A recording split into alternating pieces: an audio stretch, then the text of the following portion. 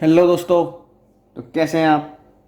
Sir हम बढ़िया हैं। आप कैसे हैं? मैं भी बहुत बढ़िया हूँ। और मैं उम्मीद करता हूँ कि आप धीरे धीरे अपना कदम इस लक्ष्य की तरफ बढ़ा रहे होंगे जिसका नाम है 100 आउट ऑफ 100। और मेरी यही बुक है ना, मेरी यही तीनों बुक आपको उस लक्ष्य तक लेके ज़रूर जाएगी। मेरे लेक्चर को बस ध्यान से आप सुनते रहिए और चीज़ों को याद करते रहिए। तो बच्चों, अगर 100 में से 100 लाने हैं तो बस एक ही बात ध्यान रखना, डेली केस स्टडी सॉल्व करनी है, डेली एमसीक्यू सॉल्व करने हैं और कार्टून प्रेजेंटेशन की प्रैक्टिस डेली करनी है। तो उसी तरफ कदम बढ़ाते हैं। राइट। तो आप मुझे बताएंगे sir, answer of 100 out of 100 के लिए हमने पिछले लेक्चर में क्या पढ़ा था? सर हमने पढ़ा था मैनेजमेंट एज एन साइंस। और उम्मीद करता हूँ कि आपको वो बहुत बढ़िया तरीके से, अच्छे तरीके से समझ में आ गया होगा। राइट। आज बात करते हैं सर अगले टॉपिक की, पर उससे पहले डिस्कस कर लेते हैं जो आपने ये क्वेश्चन किए हैं। ठीक है, तो देखता हूं कि आपने सही किए हैं या गलत किए हैं। सबसे पहली बात चेक कर लेते हैं, management is exact science, true या फॉल्स? बोलो बोलो भाई और मानो, सही है या गलत है? सर गलत है, क्योंकि मैनेजमेंट इज एग्जैक्ट साइंस नहीं होता, management is in exact science होता है।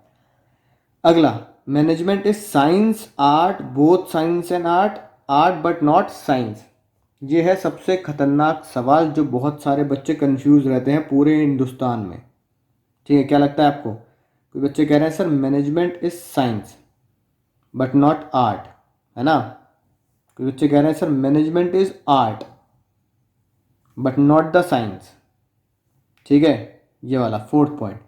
तो मुझे पता है 99.99% बच्चों को लगता है मैनेजमेंट आर्ट तो है, क्योंकि हमने प्रूफ कर दिया, लेकिन वो साइंस नहीं है।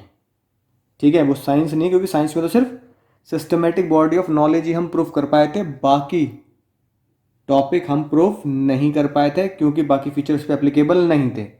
पर नलायक को ये बात बिल्कुल सही है, आपका आंसर सही है, ऐसा बिल्कुल मत सोच लेना। लगा लो कांटे। भैया management is both, management is both science and art. बताओ क्यों? आर्ट वाली बात तो तुम्हें पता ही है, मैनेजमेंट इज एन आर्ट, ये तो हम पढ़ चुके हैं।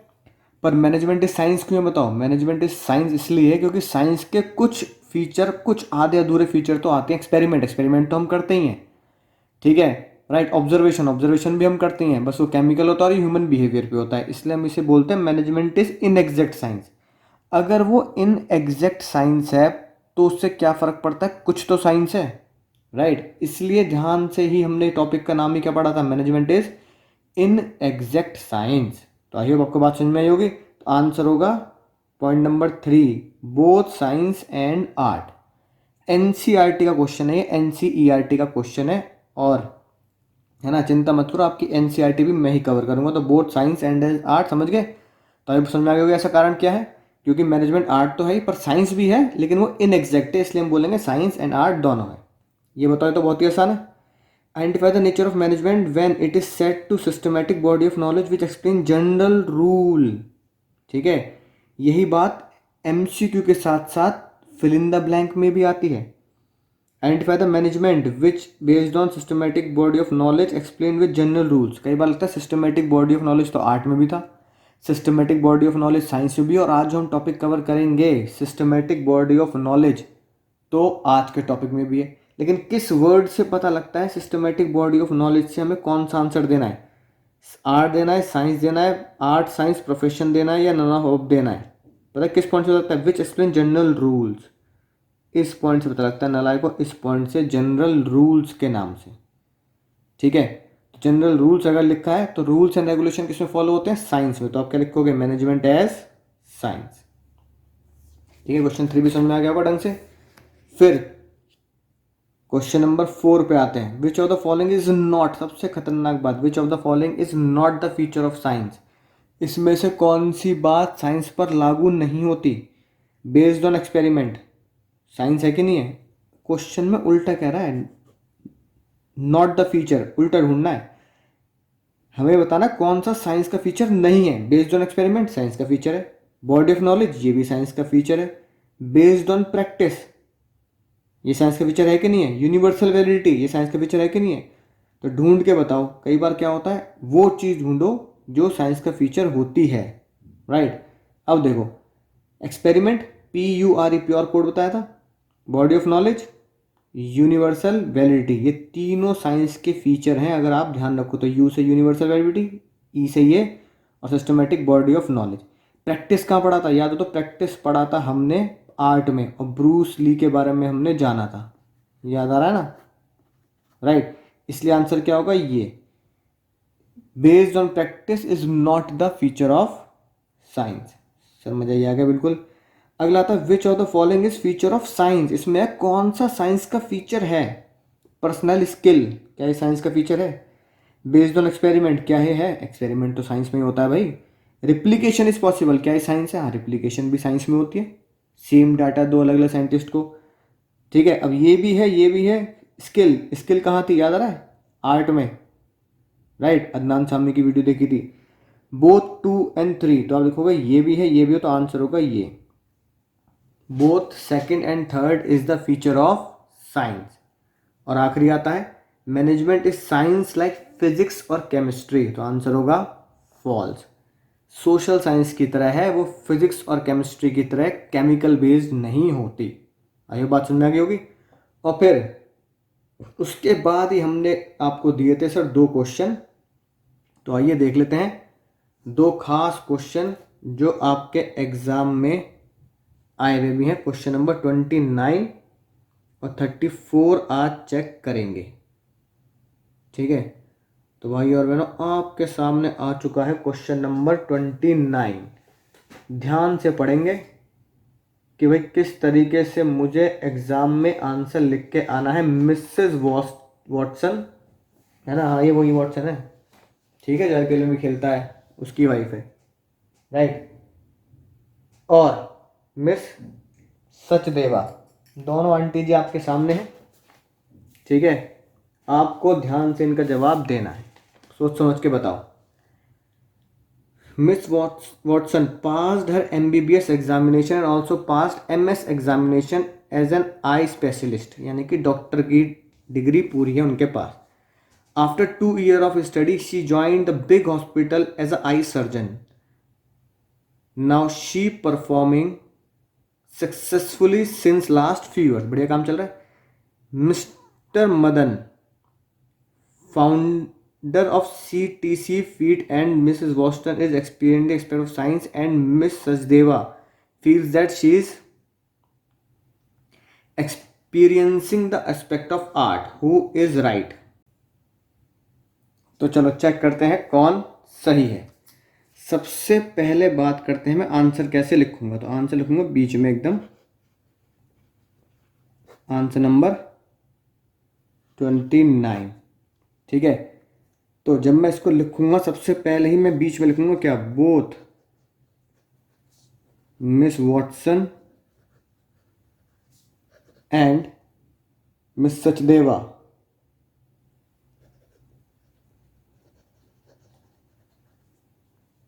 आर करेक्ट, दोनों ही करेक्ट हैं, ठीक है। सर ऐसे कैसे हो गया, ऐसे ही हो चुका, देखो प्रूफ करते हैं, राइट।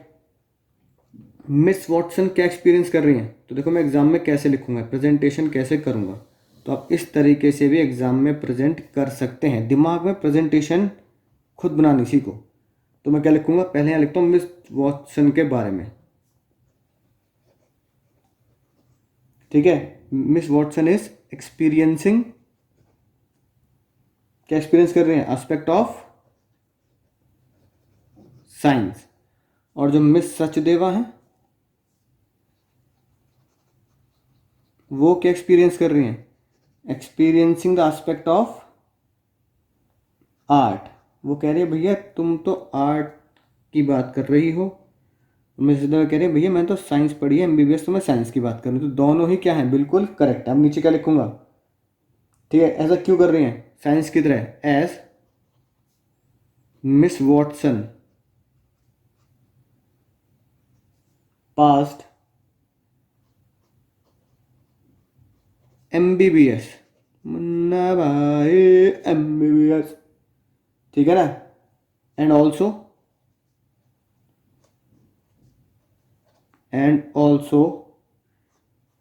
MS एग्जामिनेशन एज अ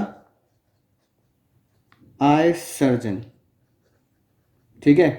तो भैया वो डॉक्टर बन गई, तो साइंस के सारे फीचर कवर होते हैं। एक्सपेरिमेंट क्या होगा, किताबें पढ़ी होंगी, रिप्लिकेशन भी हो सकता है, राइट। मैं सचदेवा कह रहे कि भैया तुमने तो साइंस के एस्पेक्ट तुम्हारे अंदर गुण नजर आ रहे हैं मुझे, तो वो भी सही है। बताओ क्यों। As after 2 years of completing her study, ठीक है ना, miss Watson joined big hospital,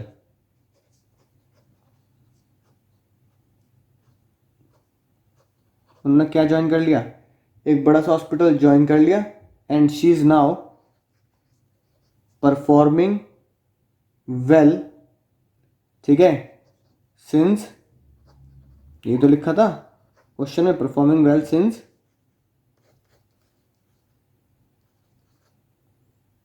ठीक है ना, since last few years, right. कई सालों से वो बहुत बढ़िया तरीके से परफॉर्म भी कर रही हैं। अब इसकी बात देखो, ये तो बिल्कुल सही बात है। इसके बच्चे कहते हैं सर इससे कैसे तो लग रहा है आर्ट है। भैया आर्ट के अगर देखो तो है ना, आर्ट का फीचर ही क्या था, ART, ठीक है, राइट, समझ में आई ना बात। तो इससे उन्हें क्या पता लग रहा है, प्रैक्टिस, 2 साल की बढ़िया प्रैक्टिस के बाद स्किल्स डेवलप होकर वो बहुत बढ़िया तरीके से परफॉर्म कर रही हैं, ठीक है ना। समझ में आई बात, स्किल्स डेवलप हो गई, ठीक है, प्रैक्टिस बढ़िया चल रही है उनकी, तो आर्ट के फीचर भी उन पर लग रहे हैं, जिसे हम बोलेंगे फीचर ऑफ आर्ट कौन सा, स्किल्स एंड प्रैक्टिस।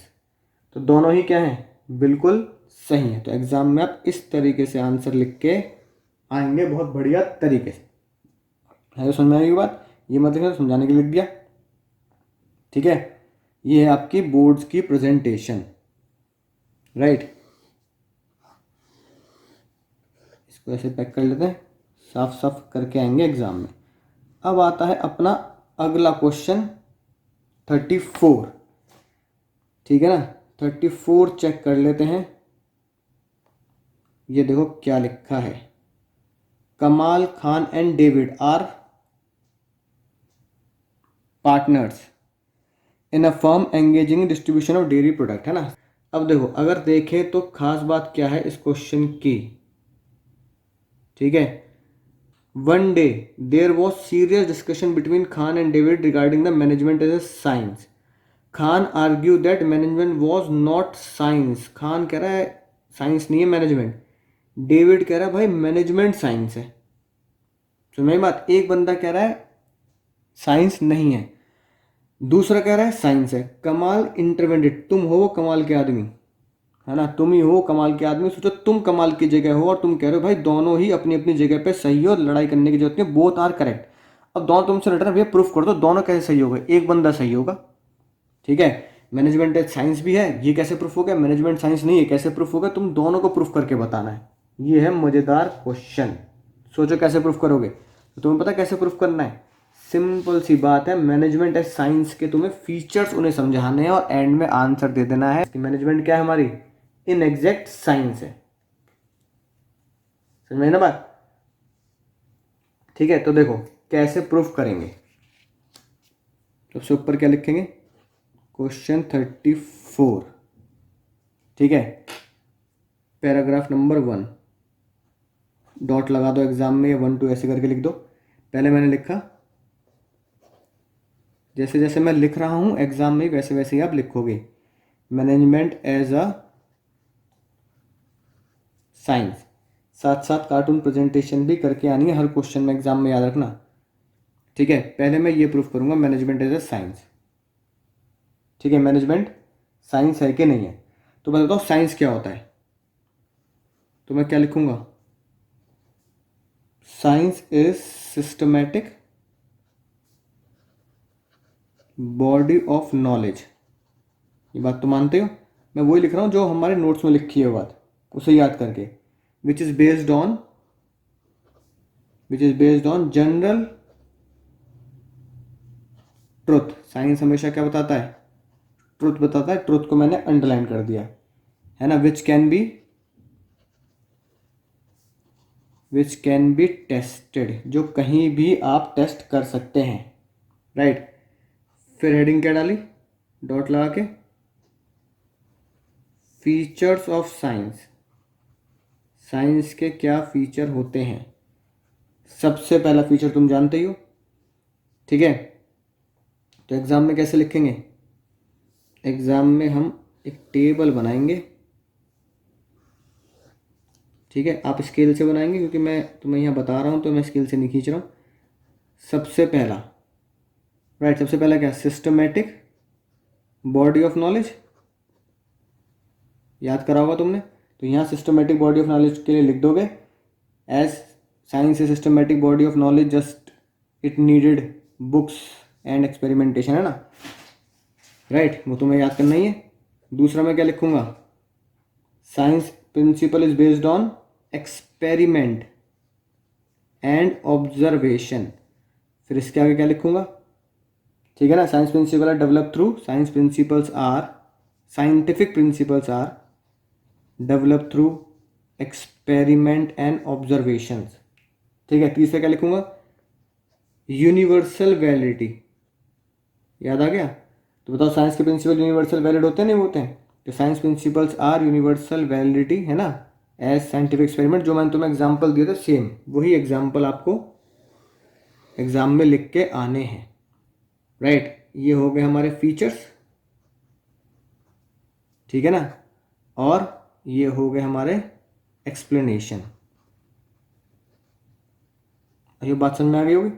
इस तरीके से मुझे एग्जाम में प्रेजेंटेशन करके आनी है, ठीक है। अब इससे क्या पता लगता है कि ये फीचर तो साइंस में प्रेजेंट होता है, ये फीचर पूरी तरह प्रेजेंट नहीं होता, इसलिए साइंस क्या होता है हमारा? इनएग्जैक्ट होता है, ठीक है, राइट। तो ये बात मुझे बतानी पड़ेगी कि मैनेजमेंट एज साइंस तो है बट वो इनएग्जैक्ट साइंस है। तो अब दूसरे बंदे को समझाना है भाई इस तरीके से जो हमारे आंसर में लिखा है। प्रेजेंटेशन समझ गए? ये वाला पैराग्राफ हम दूसरे बंदे को समझा देंगे। उसको बोलेंगे भाई मैनेजमेंट। अब उसको बोलेंगे मैनेजमेंट क्या है? तो साइंस की बात हो गई। पहला पैराग्राफ तो यही है जो मैंने आपको प्रेजेंटेशन से समझाया है, ठीक है। दूसरा बोलेंगे मैनेजमेंट के बारे में कि भाई मैनेजमेंट है सिस्टमेटिक बॉडी ऑफ नॉलेज। यहाँ मैनेजमेंट है किसकी बात है? साइंस। एक बात गौर से देखें भाई और मैंने गौर से देखें, यहाँ साइंस की बात की है मैंने, यहाँ मैनेजमेंट की बात चल रही है। तो दूसरे पैराग्राफ में मैनेजमेंट के बारे में लिखेंगे, ठीक है। Management principle are develop over the period of time, repetition, experiment and observation which are universally applicable. Management के प्रिंसिपल भी एक्सपेरिमेंट ऑब्जर्वेशन से आते हैं, लेकिन उन्हें मॉडिफाई करना पड़ता है सिचुएशन के हिसाब से, क्योंकि वो ह्यूमन बिहेवियर पे डिपेंड होते हैं। ये बात मैं बहुत बार आपको बता चुका हूँ। As the principle of management are not exact as the principle of pure science. सबसे खतरनाक बात कि प्रिंसिपल ऑफ मैनेजमेंट के जो प्रिंसिपल होते हैं वो बिल्कुल प्योर साइंस नहीं होते, इसलिए हम उसे इनएग्जैक्ट साइंस बोलते हैं, क्योंकि उसमें ह्यूमन फैक्टर इन्वॉल्व हो जाता है which makes it social science. तो ये आपको बहुत अच्छे से एग्जाम में ध्यान से प्रेजेंटेशन के साथ करके आना है, और ये कार्टून प्रेजेंटेशन आप इसमें भी बना सकते हैं, राइट। देखो क्या लिखा है, ध्यान से देखो। यहाँ क्या लिख के आ जाओगे? यहाँ ढोलू की जगह लिख के आ जाओ कमाल, ठीक है। डेविड लिख दो। यहाँ झटका की जगह क्या लिख दो? डेविड या खान। अब कमाल कह रहा है sir can we do experiment on human like science, मतलब किसी बंदे के ऊपर साइंस की तो एक्सपेरिमेंट करते हैं, उसके मुंह में नाइट्रोजन डाल दें, नाइट्रोजन पी के दौड़ तो चला जाएगा, जैसे धूम पिक्चर में है ना जॉन इब्राहिम की गाड़ी दौड़ती है। बताना जरा। वो कह रहा है नहीं नहीं भैया, we can only apply principles and technique on behaviour. हम उनके जो बिहेवियर है ना ह्यूमन के, उसके ऊपर ही एक्सपेरिमेंट कर सकते हैं, जो मैंने आपको डिस्कस किया था बहुत अच्छे तरीके से। पैसों का एक्सपेरिमेंट कि कोई बंदा 10,000 में काम कर देगा, वही काम कोई बंदा 15,000 में करेगा, और वही काम किसी को ज़रूरत होगी तो 8,000 में भी कर देगा, ठीक है, अदर थिंग रिमेनिंग कांस्टेंट की क्वालिटी कैसी है कैसी नहीं है। तो ये साइंस के एक्सपेरिमेंट ह्यूमंस के ऊपर नहीं रह सकते, क्योंकि ह्यूमन के एक्सपेरिमेंट उनके ह्यूमन बिहेवियर के ऊपर डिपेंड करते हैं, सिचुएशनल के ऊपर डिपेंड करते हैं। तो आई होप आपको बिल्कुल अच्छे तरीके से समझ में आ गया होगा। ये कार्टून प्रेजेंटेशन आप नोट कर ही चुके हैं। चलिए मिलता हूँ अगले लेक्चर में, तब तक पढ़ते रहिए, सीखते रहिए, कुछ ना कुछ नया ज्ञान बटोरते रहिए, ताकि हमारे एग्ज़ाम में आ सके 100 में से 100। अच्छा चलता हूँ दुआओं में।